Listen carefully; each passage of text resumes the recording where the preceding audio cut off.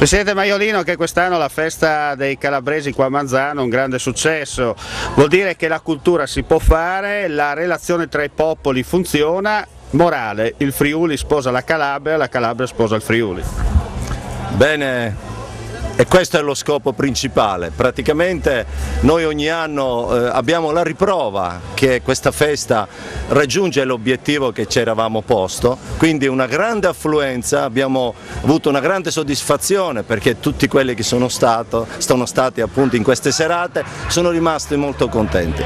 Ripeto ancora una volta a tutti quelli che ancora non hanno provato che venire qui si sentono i sapori di una volta, si fa una cucina sana, una cucina fatta, mirata ai sapori come si faceva una volta, cioè i sughi fatti con pomodori freschi, la pasta fatta a mano e tutti gli altri prodotti come la tradizione calabrese ci ha insegnato per far sentire al Friuli quello che è un pizzico della Calabria. Grazie a tutti e speriamo che il prossimo anno saremo ancora di più.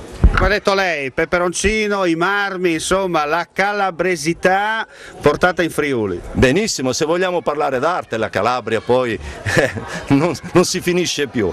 Vediamo proprio qui dei pezzi, dei mosaici che vengono fatti nella nostra zona, precisamente a Belvedere. Questa azienda si è così specializzata con ricerche, con studi anche storici per produrre questi mosaici veramente spettacolari. Quindi invitiamo a conoscere questa azienda perché vale veramente la pena di costruire e di presentare, diciamo, nei nuovi progetti di ville e così altro questi prodotti. Viva il Sud, viva l'Italia, viva il Friuli! Grazie a tutti di nuovo e al prossimo anno!